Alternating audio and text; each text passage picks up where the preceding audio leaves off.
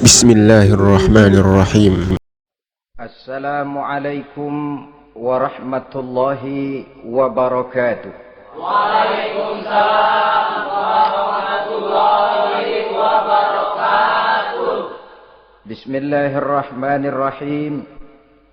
Alhamdulillahi rabbil alamin. Wassalatu wassalamu ala ashrafil mursalin wa ala alihi wa ashabihil mujahidin at-tahirin, amma ba'du. Saudara-saudara kaum muslimin rahimakumullah. Sebagai kelanjutan dari pembicaraan kita tentang serial para nabi, maka pada pertemuan kali ini kita akan membicarakan riwayat tentang Nabi Sulaiman alaihi salam dan Ratu Balqis. Nabi Sulaiman adalah putra dari Nabi Daud alaihi salam, yang Nabi Daud ini merupakan keturunan yang ke-12 dari Nabi Yakub. Pada diri Nabi Sulaiman bertemu kebesaran dunia dan kebesaran akhirat. Ya, beliau seorang raja, ya, beliau seorang rasul. Ya, beliau seorang pemimpin agama. Ya, juga beliau adalah seorang pemimpin negara.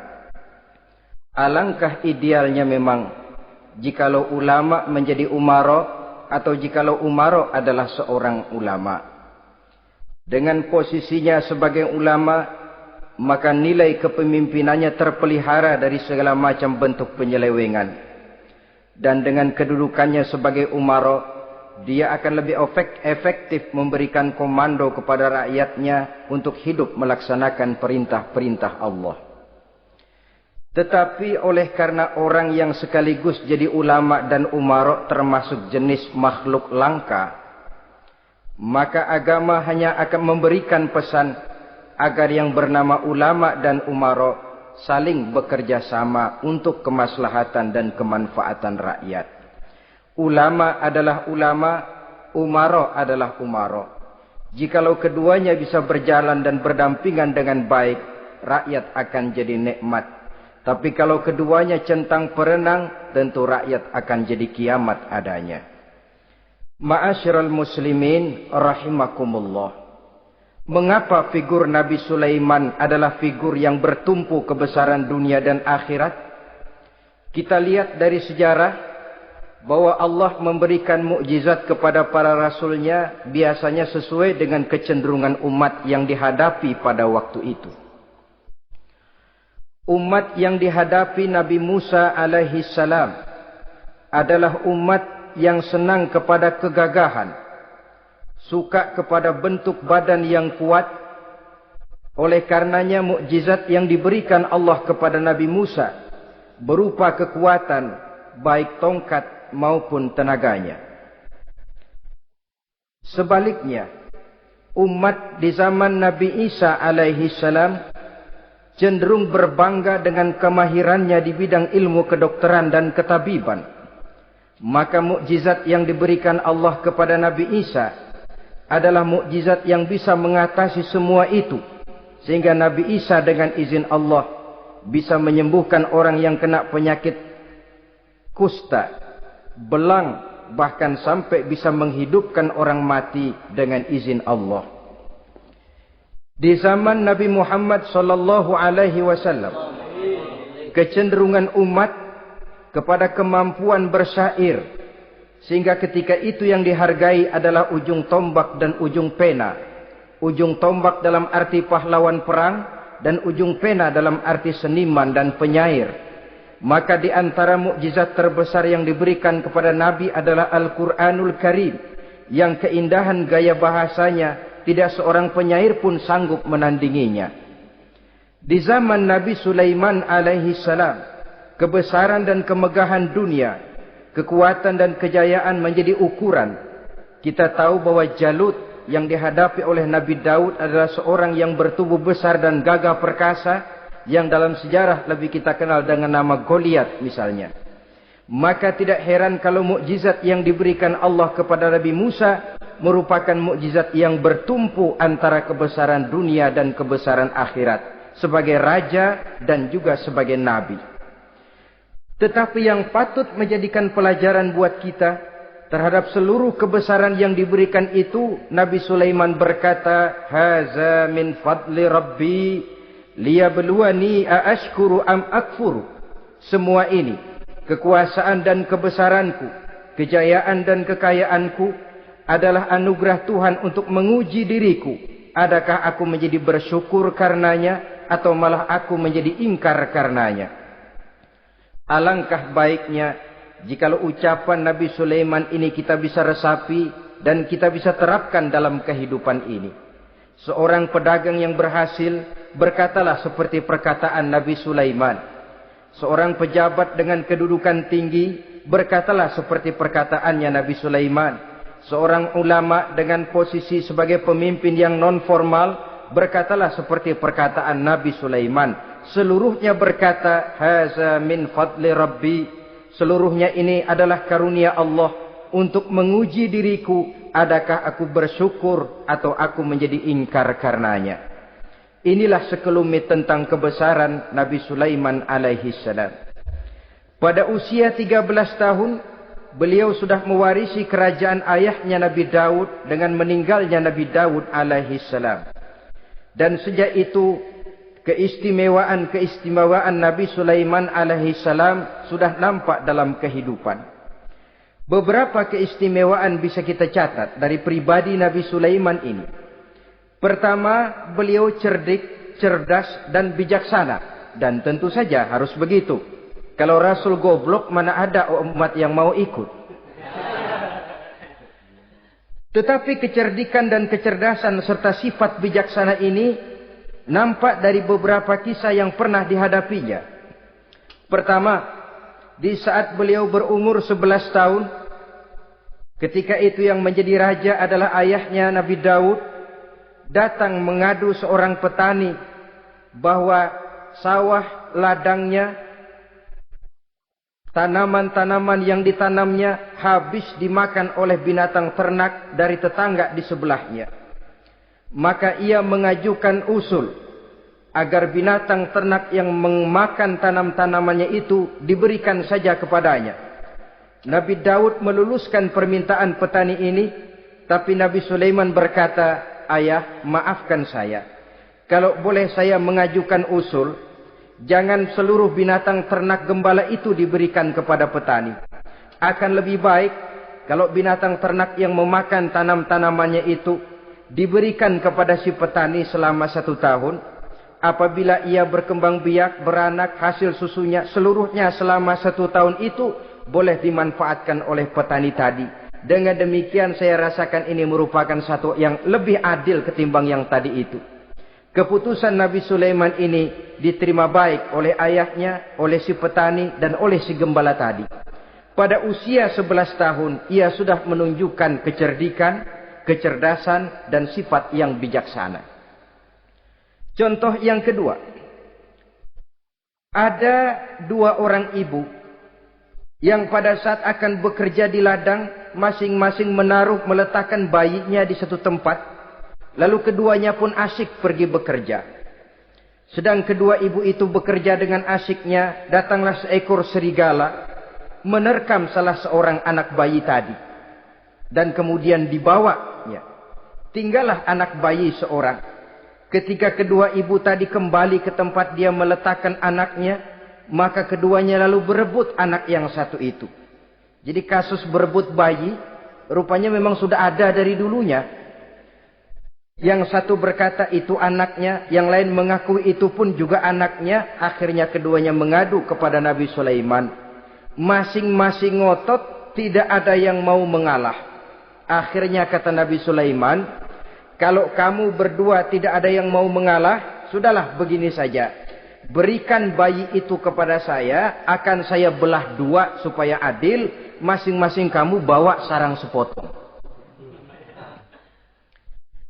Ibu yang seorang berbinar matanya, kelihatannya gembira dengan keputusan itu. "Saya setuju Nabi Sulaiman, ini keputusan yang sangat adil. Betul, belah 2 saja bayi itu. Tapi ibu yang seorang malah berurai air matanya, membasahi pipinya. Ya Sulaiman, daripada Tuhan belah dua anak itu, biarlah berikan saja kepada ibu yang mengaku tadi itu. Tidak sampai hati saya melihat anak yang begini ini harus menjadi korban. Biarlah dia diasuh oleh ibu yang mengakuinya tadi, asal dia tetap hidup. Nabi Sulaiman tersenyum, lalu berkata kepada ibu yang berurai air mata tadi, ambillah anak ini bu, karena ia memang benar anak ibu. Sebab sekejam-kejamnya hati seorang ibu tidak akan sampai melihat anaknya dibelah dua. Adapun engkau ibu yang gembira, engkau sesungguhnya ibu yang kurang ajar. Cuma sekedar ngaku-ngaku, buktinya anak mau dibelah dua kamu setuju. Ibu macam apa kamu anak dibelah dua setuju? Akhirnya ibu yang satu itu menerima hukuman yang setimpal karena mengakui sesuatu yang bukan haknya. Di sini kita lihat kebijaksanaan yang dimiliki oleh Nabi Sulaiman alaihi salam. Bukti yang ketiga, pada waktu beliau mengadakan jihad fi sabilillah, beliau mengadakan mobilisasi dana. Tidak cuma manusia, binatang seluruhnya ikut memberikan sumbangan. Ketika datang gajah, gajah nyumbang kerbau. Datang kerbau, kerbau nyumbang kambing. Datang kambing, kambing nyumbang ayam. Datang ayam nyumbang burung. Datang burung nyumbang balang. Datang balang nyumbang semut. Gajah yang nyumbang kerbau ngelihat balang nyumbang semut ketawa. Semut, balang, Nabi Sulaiman kamu berikan semut untuk apa kayak gitu kecilnya? Lihatin dong saya nyumbang kebo, kata gajah. Nabi Sulaiman tersenyum seraya bersabda, al-hadiyatu biqadril muhdi. Pemberian itu memang sesuai dengan kemampuan orang yang memberi. Kalau gajah nyumbang kerbau, itu wajar saja. Gajah besar, sumbangannya pun besar. Sebaliknya kalau balang nyumbang semut, itu juga memang pantas. Balang kecil, sumbangannya pun kecil. Yang tidak wajar kalau ada balang mau nyumbang kerbau, ada gajah nyumbang semut. Di sini kelihatan watak yang bijaksana dari Nabi Sulaiman alaihi salam. Ini merupakan ciri keistimewaannya. Setiap rasul dibekali dengan sifat ini yang namanya sifat fatonah. Cerdik, cerdas, dan bijaksana. Yang ini memang merupakan mukjizat. Kecerdasan seorang rasul tidak merupakan hasil sekolahan. Tapi merupakan bimbingan wahyu semata-mata. Dan ini yang tidak bisa ditandingi oleh manusia. Jadi jangan lalu ngambil dalih Rasul aja nggak sekolah pinter lalu ikut nggak sekolah ya goblok terus. Itu khususiat kok. Sifat yang namanya fatona itu merupakan bimbingan daripada wahyu. Adapun manusia jikalau dia mau cerdik, jikalau dia mau cerdas, jikalau dia mau bijaksana, dia harus belajar. Dia lewat bangku sekolah, dia lewat teman bergaul, dia lewat bertanya kepada orang-orang pandai atau autodidak. Dengan hidup banyak membaca dari kehidupan ini. Dengan demikian nilai kecerdikan, kecerdasan dan kebijaksanaannya akan bisa meningkat adanya. Ini keistimewaan pertama. Keistimewaan yang kedua, Nabi Sulaiman diberikan kekuasaan oleh Allah sehingga bisa menguasai angin, jin, bahkan juga mengerti segala macam bahasa binatang.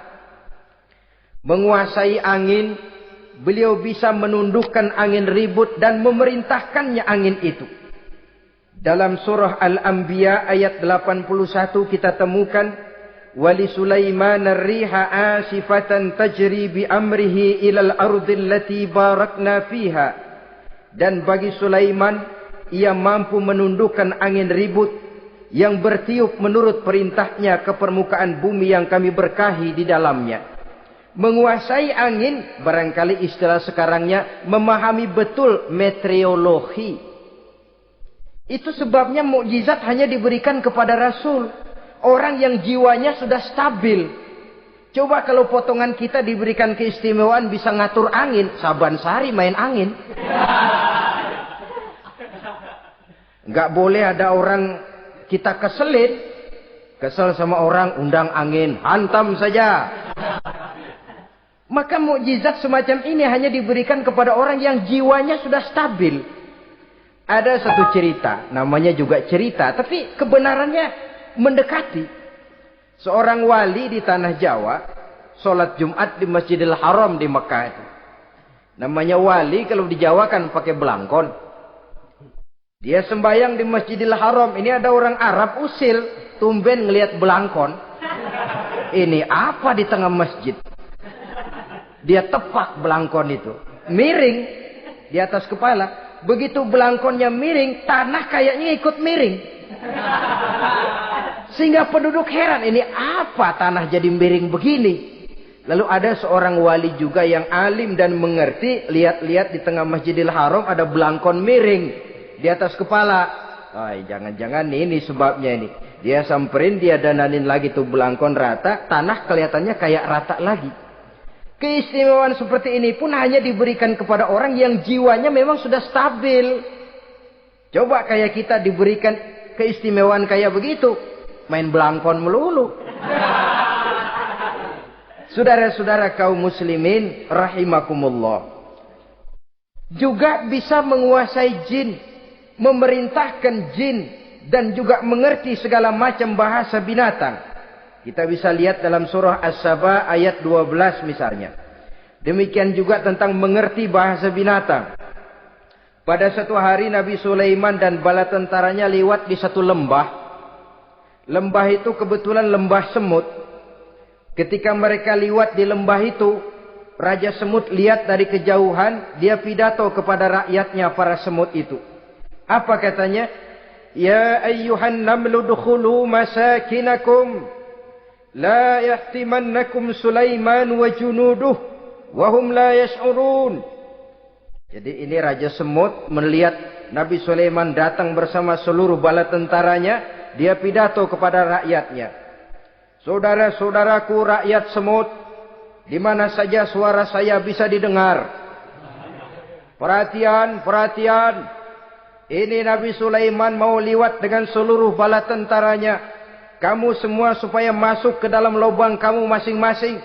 Sebab kalau kamu enggak masuk ke lubangmu masing-masing, akan diinjak oleh Sulaiman dan bala tentaranya. Sedangkan mereka tidak tahu kalau kamu kena injak. Masuklah semut itu seluruhnya ke dalam lubangnya masing-masing. Nabi Sulaiman senyum. Fatabassama dhahikam min qawliha. Mendengar ucapan Raja Semut ini, Nabi Sulaiman tersenyum. Lalu berkata, apa katanya? Rabbi auzi'ni an ashkura ni'mataka allati an'amta alayya wa ala walidayya wa an a'mala salihan tardahu wa adkhilni birahmatika fi ibadika salihin. Satu pengakuan yang tulus yang jauh dari watak kesombongan. Mendengar Raja Semut berkata semacam itu, beliau senyum lalu berkata, wahai Allah, tetapkan kiranya hati saya ini untuk selalu bersyukur terhadap nikmat yang engkau karuniakan kepada saya. Karena nikmatku, nikmat yang engkau berikan kepadaku, saya mengerti bahasa binatang.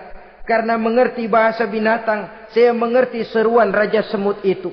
Tetapkan saya untuk selalu bersyukur ya Allah atas nikmat yang engkau berikan ini. Atas nikmat yang engkau berikan kepada kedua orang tua saya. Dan tetapkan saya untuk selalu melakukan amal soleh yang engkau ridhoi. Dan masukkan saya ke dalam golongan hamba-hambamu yang soleh. Satu pengakuan yang tulus, yang jauh dari sifat kesombongan. Mungkin kalau sombong yang lahir, begitu dengar Nabi Sulaiman bawa semut ngomong begitu, beliau akan berkata, iya masuk ke buruan. Tapi kan tidak. Malah beliau perintahkan bala tentaranya, pasukan berhenti. Ada apa Nabi Sulaiman? Di depan kita ada kerajaan semut. Mereka lagi kocar-kacir masuk ke sarangnya masing-masing.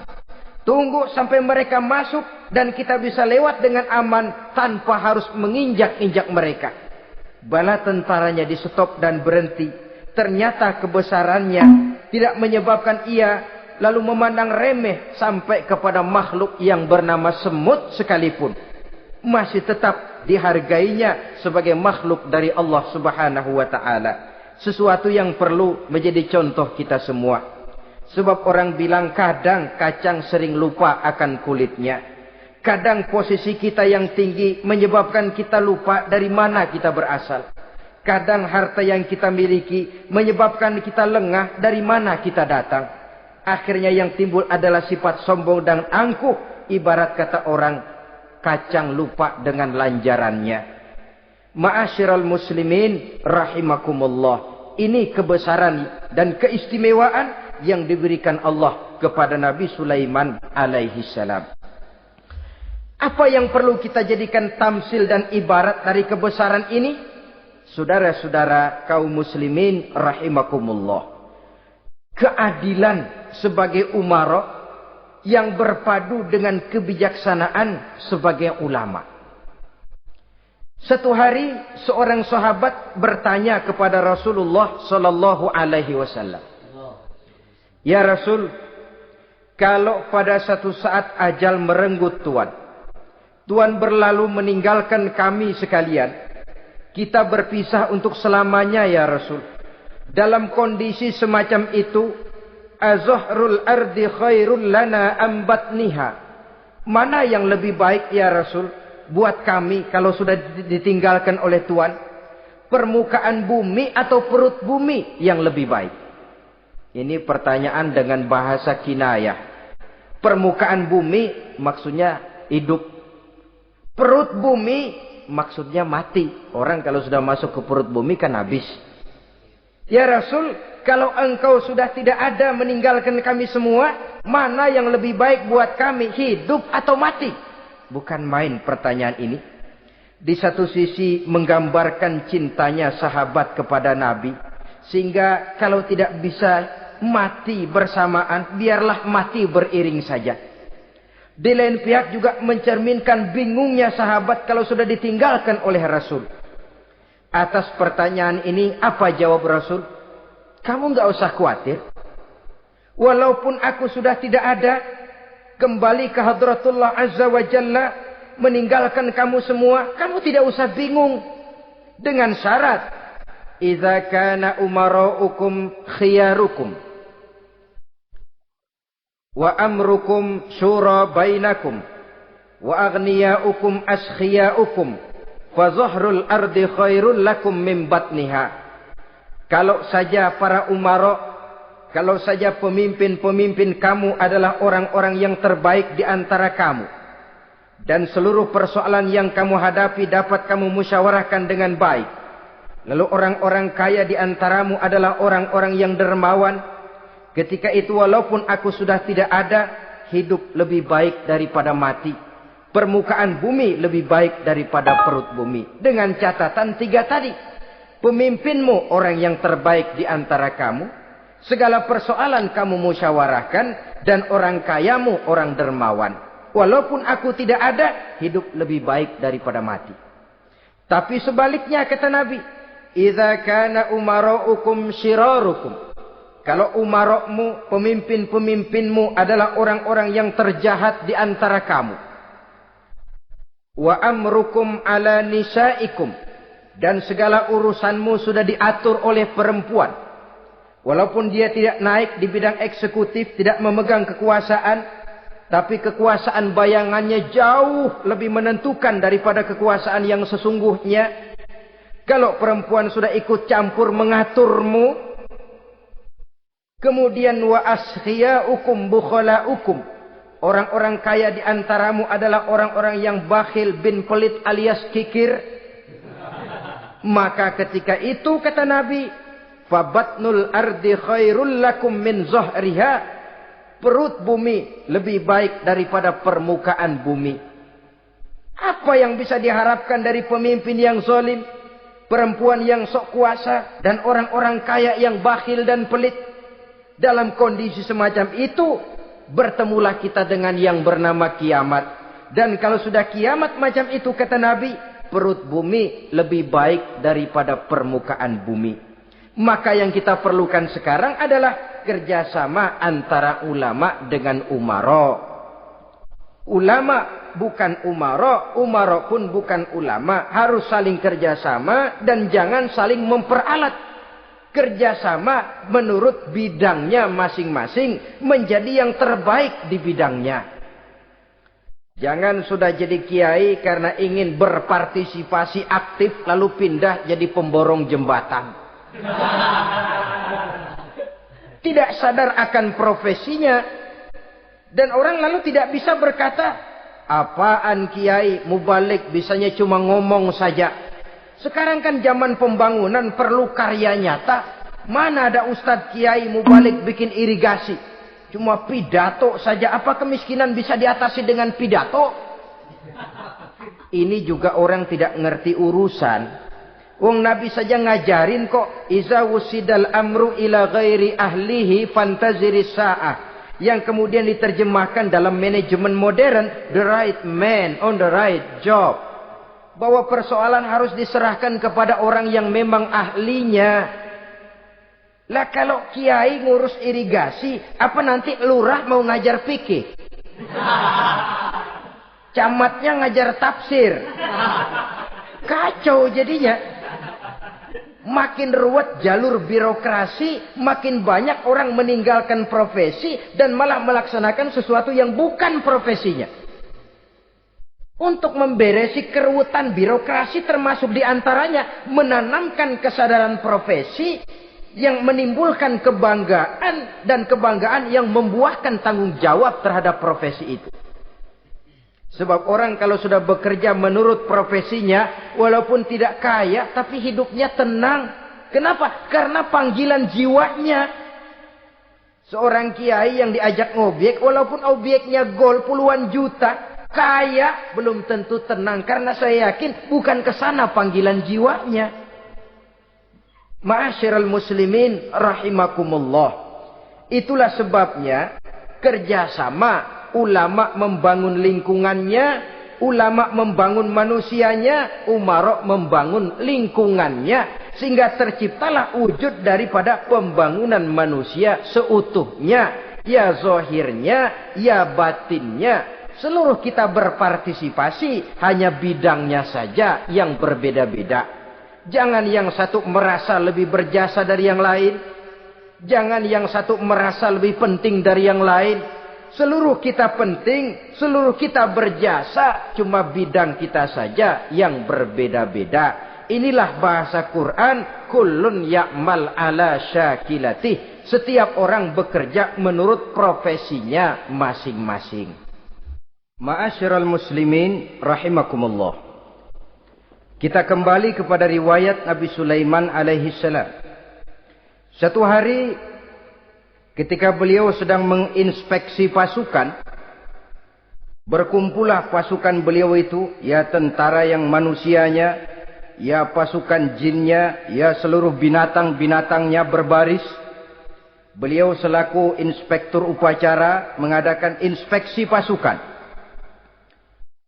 Dari sekian pasukan-pasukan yang diperiksanya pada waktu itu, Nabi Sulaiman melihat tidak terdapat burung hudhud.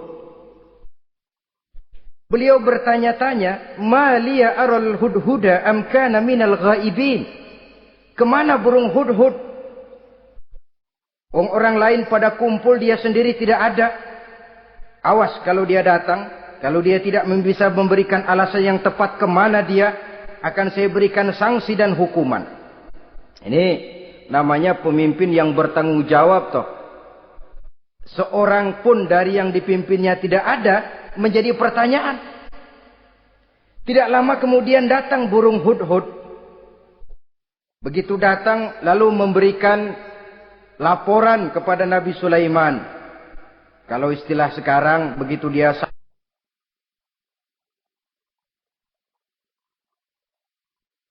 sampai berdiri hormat, lapor, kata hudhud ini.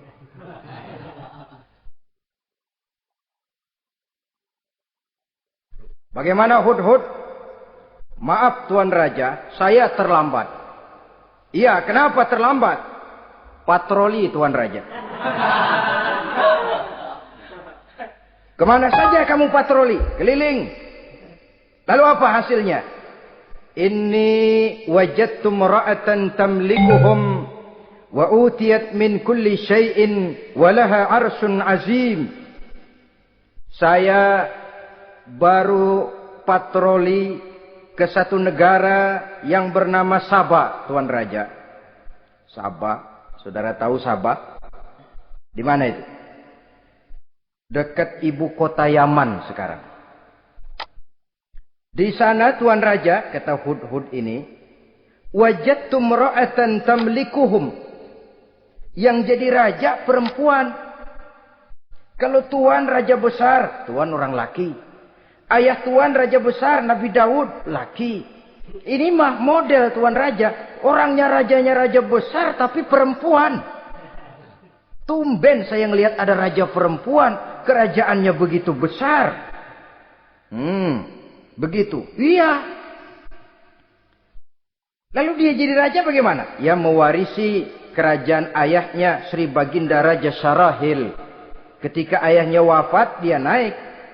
Walaha arsun azim. Singgasananya besar, bagus, antik Tuan Raja. Terus bagaimana lagi? Wajadtuha wa qaumaha yasjuduna lisyamsi min dunillah. Yang jadi pikiran saya Tuan Raja, dengan kekuasaan yang besar, mereka itu seluruhnya, seluruh bala tentaranya dan kaumnya, yasjuduna lisyamsi. Mereka menyembah matahari, bukan menyembah Allah. Mendengar ini Nabi Sulaiman tergerak hatinya. Waktu mendengar rajanya perempuan, kekuasaannya besar, belum tergerak. Tapi ketika sampai kepada yasjuduna lisyamsi, mereka sujud kepada matahari, di situ pribadi seorang rasulnya tergerak. Siapa nama ratu itu? Namanya Ratu Balkis Tuan Raja. Begini Hudhud. Laporan kamu saya terima. Alasan kamu datang terlambat bisa dipertanggungjawabkan. Kamu tidak kena hukuman. Cuma begini saja Hudhud. Karena kamu yang laporan, kamu yang tahu lokasi negaranya, kamu yang harus melaksanakan tugas ini. Apa Tuan Raja? Idhab bi kitabi hadza fa'alqih ilaihim.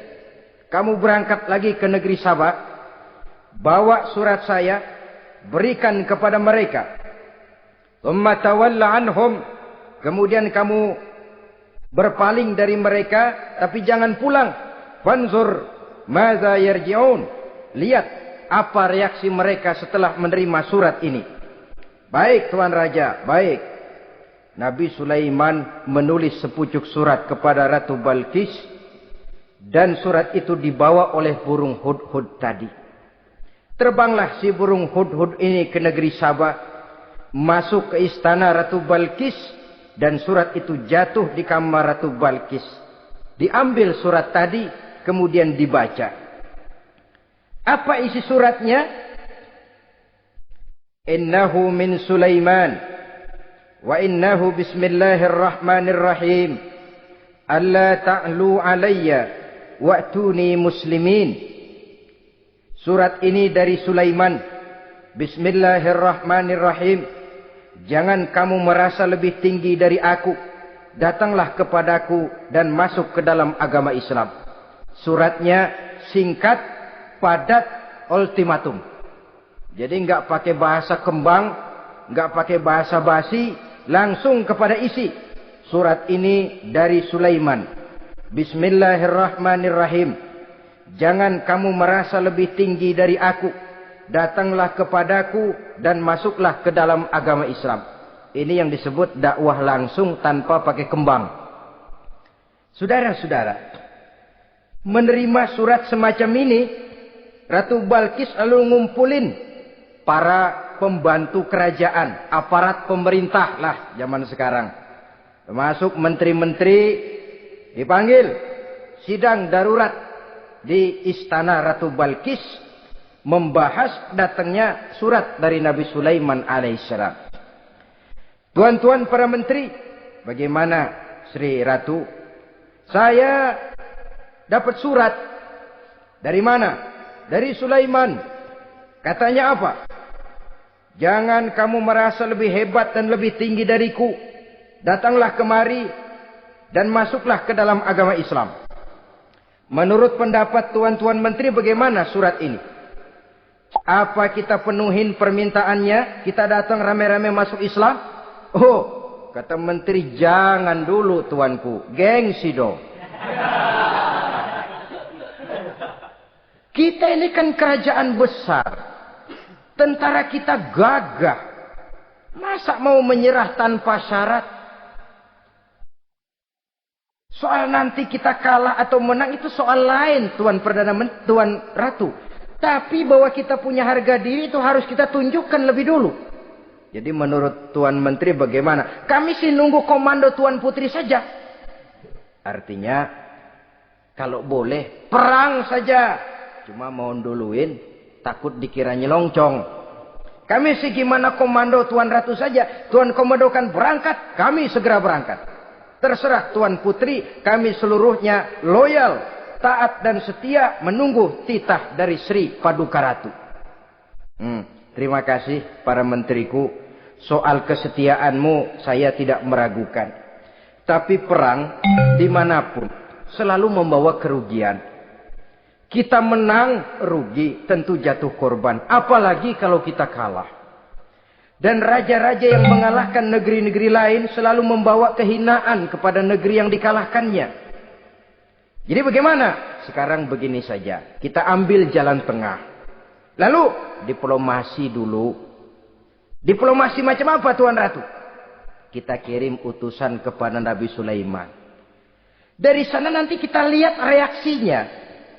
Saya memang selama ini sudah dengar siapa itu Nabi Sulaiman. Katanya orangnya masih muda, masih bujangan, bijaksana, kekuasaannya besar, tentaranya hebat. Cuma kan baru berita, kita cek. Jadi diplomasi macam apa Tuan Ratu?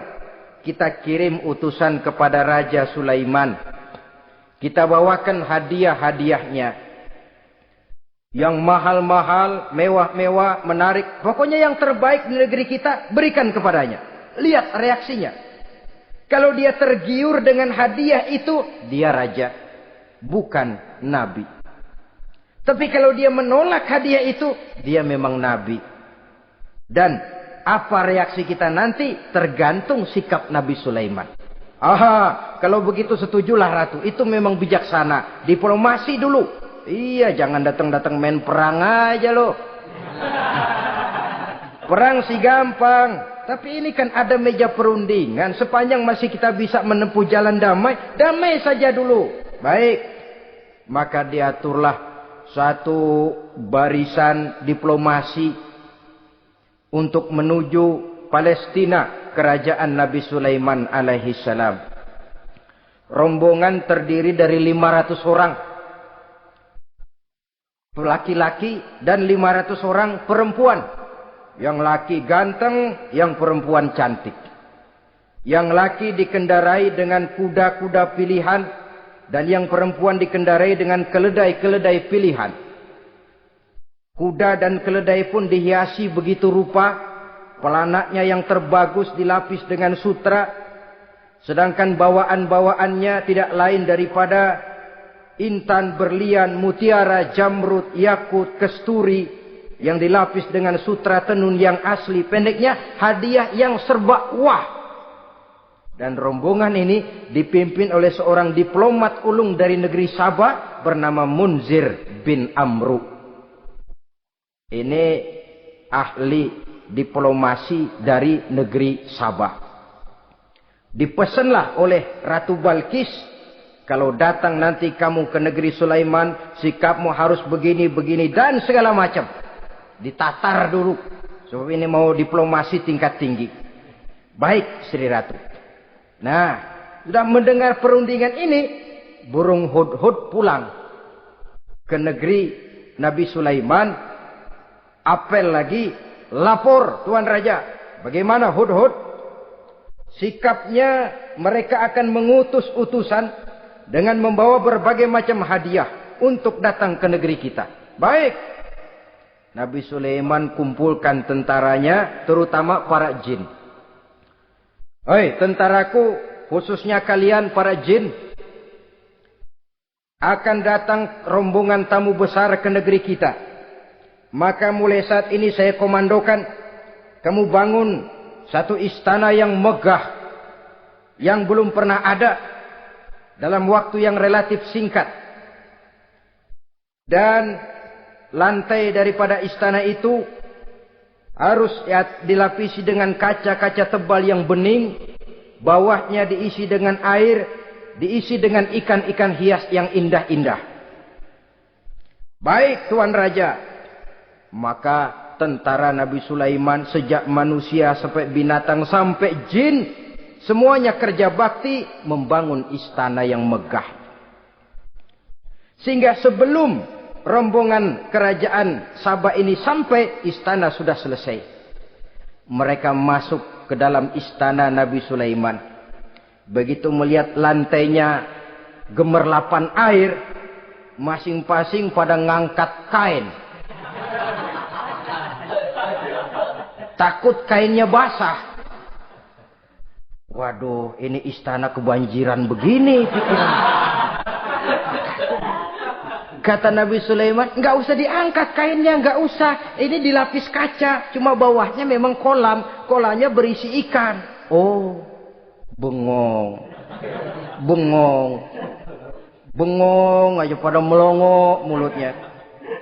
Saudara-saudara, jadi persis orang yang tinggal di puncak gunung datang ke tengah-tengah kota. Kan noraknya minta ampun. Apaan aja ditunjuk. Apaan aja dilihat, apaan aja ditunjuk. Ini ya, itu ya, wah. Wah, sudah semuanya serba wah. Jadi kalau istilah tingkat diplomasinya, mereka sudah kalah mental.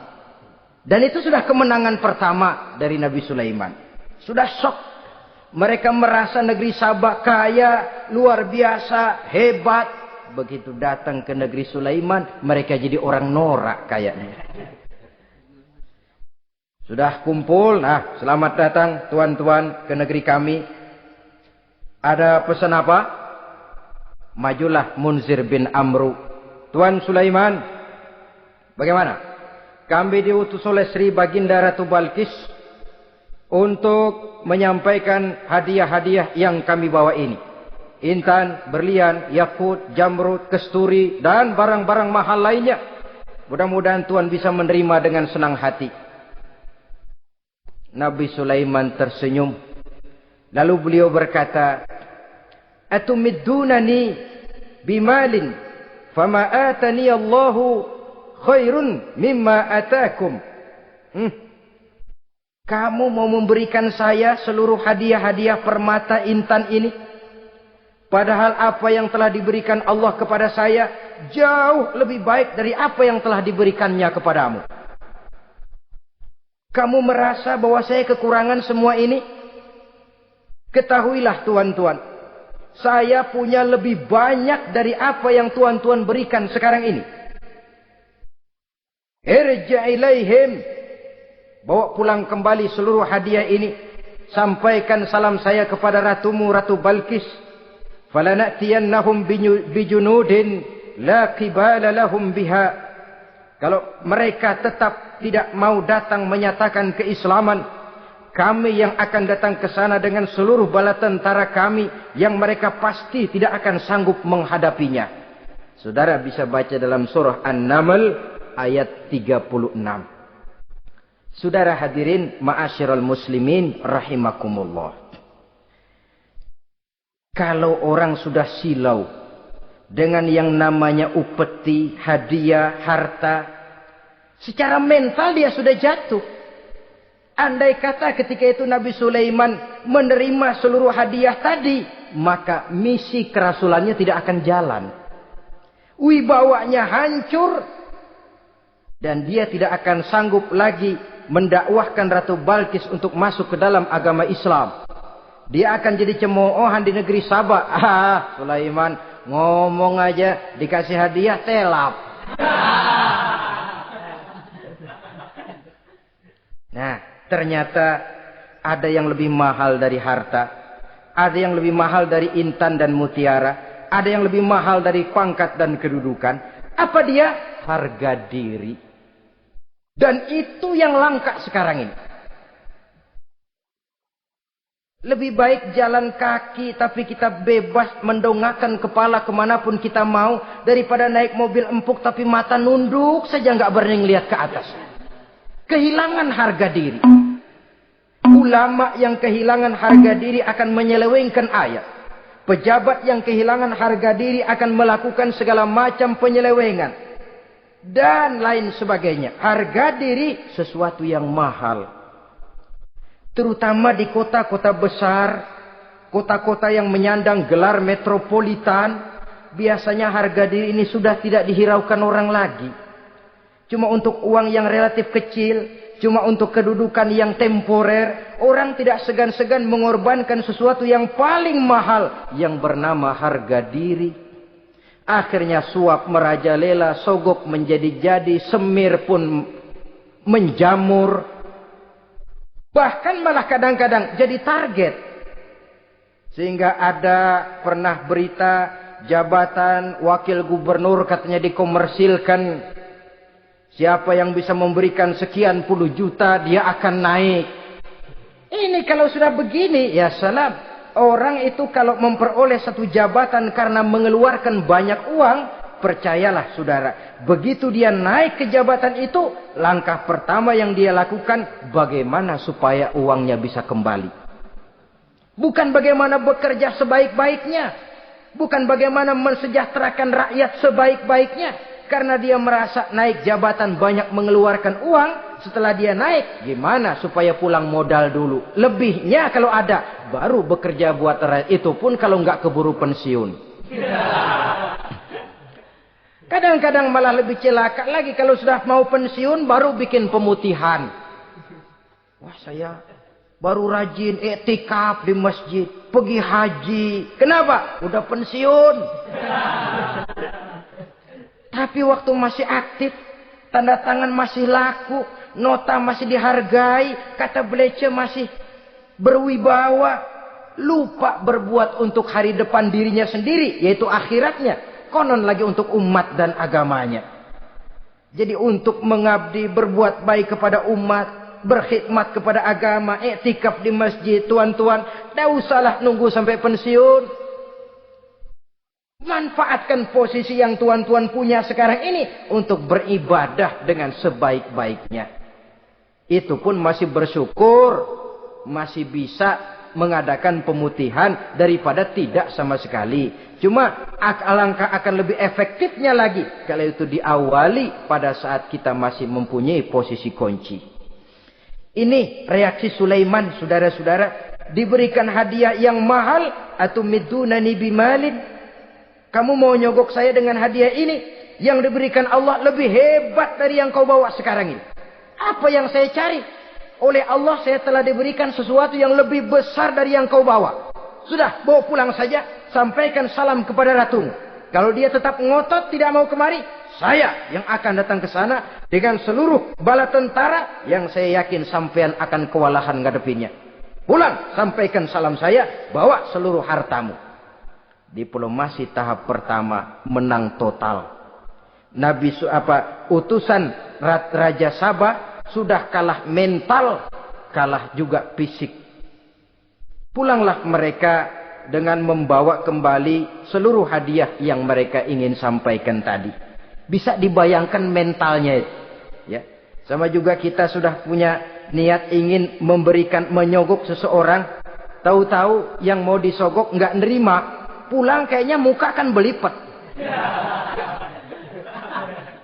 Sulit ketemu orang. Jadi perasaan kita orang pada ngetawain aja.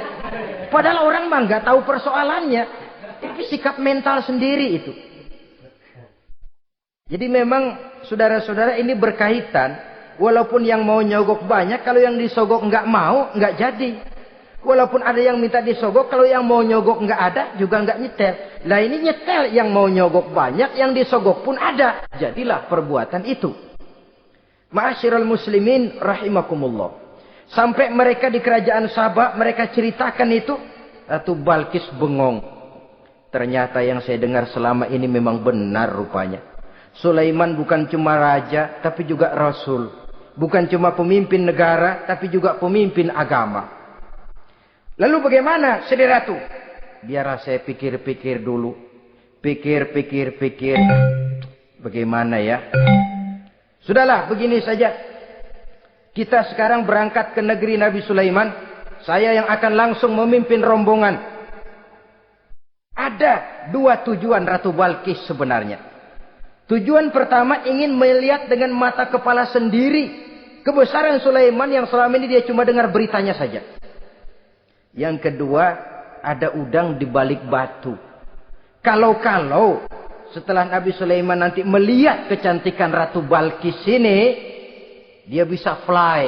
Nah, istilah anak sekarang, dia bisa fly.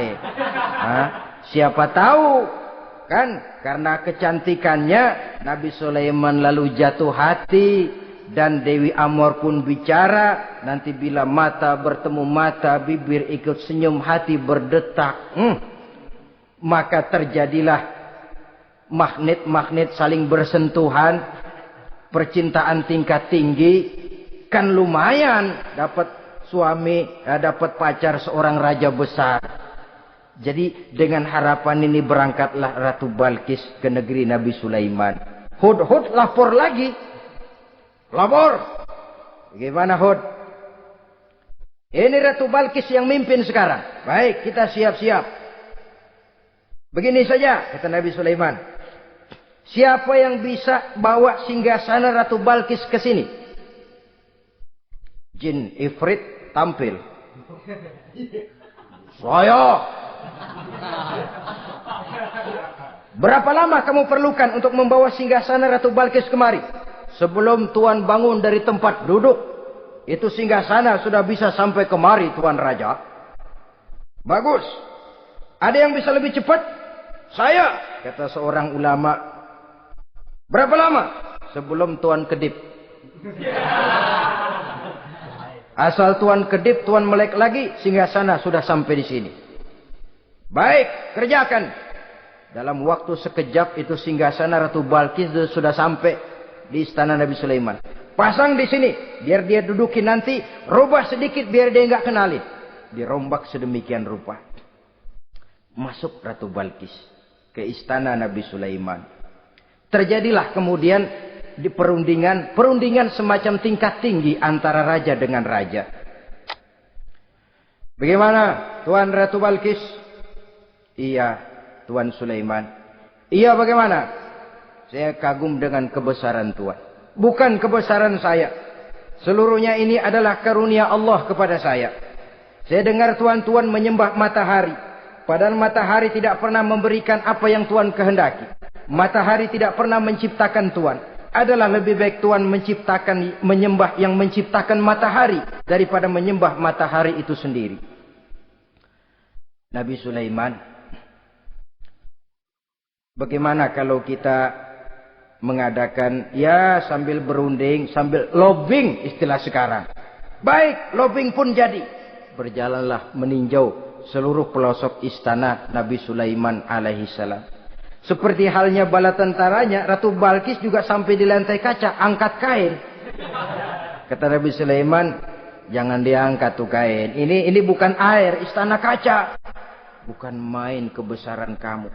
Melihat begitu kebesaran Nabi Sulaiman, Ratu Balkis yang niatnya sementara mau melontarkan diplomasi asmara, lupa. Lalu apa katanya? Rabbi inni zolamtu nafsi. Ya Allah, selama ini saya benar-benar telah zolim kepada diri saya. Begitu banyak nikmat yang engkau berikan kepada saya. Saya jadi ratu dengan kekuasaan yang besar, mewarisi kebesaran ayah. Dengan kerajaan dan bala tentara yang gagah perkasa. Bukan saya bersyukur kepadamu, malah saya menyembah matahari. Inni zolamtu nafsi. Sungguh saya telah zolim kepada diri saya. Maka mulai sejak saat ini, aslamtu ma'a Sulaiman lillahi rabbil alamin.